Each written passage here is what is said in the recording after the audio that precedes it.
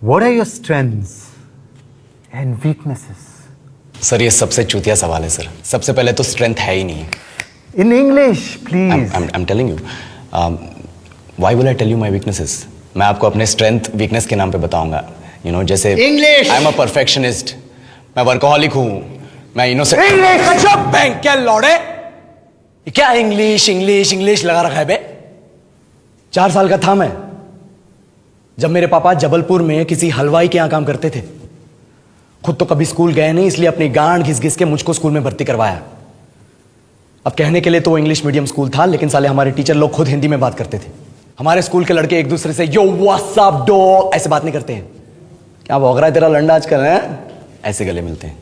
किसी तरह रट्टा मार मार के 10th तक पहुंचे तो पता चला कि जिंदगी में सफल होने के लिए एक ही तरीका है और वो है इंजीनियरिंग। सब यही कहते थे। माँ बाप, टीचर लोग, गली का वॉचमैन भी हमसे पूछता था, और भैया कैसी चल रही है आपकी तैयारी? भग बेंचो, तुमको क्या करना है? इसलिए हमारे स्कूल के बच्चे हम सब पहुंच गए बकरों की तरह। मैं IIT, मैं NIT।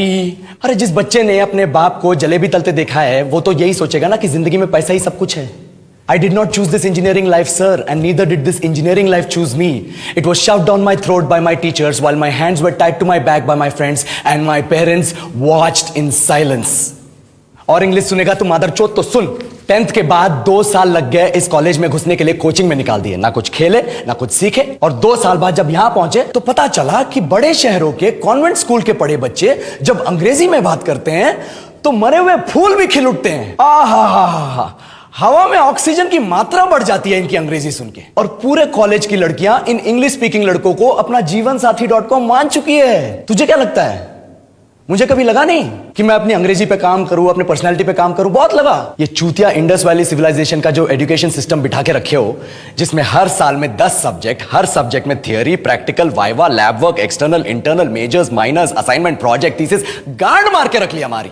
महीनों तक नहाना भूल जाते हैं हम लोग, और फिर हमारा परसेप्शन बना देते हो कि हम ऐसे ही रहना चाहते हैं। अब इस साल में एक बार कल्चरल फेस्टिवल आता है, एक बार। उसके लिए भी प्रोफेसर से भीख मांगनी पड़ती है। अरे बिना इंग्लिश बोले, बिना लड़कियों से बात किए कौन गांडू रहना चाहता है वैसे?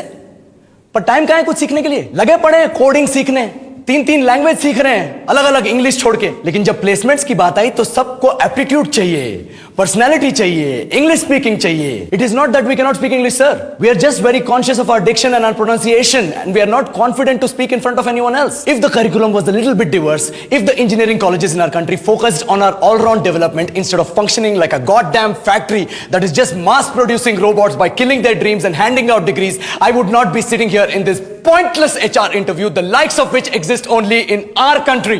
ये लो सर, बोल दिया मैंने 4 और लाइन अंग्रेजी में। अब बताइए, क्या मैं आपके मल्टीनेशनल कंपनी के लायक हूं? Do I have the potential to be a slave of your esteemed organization?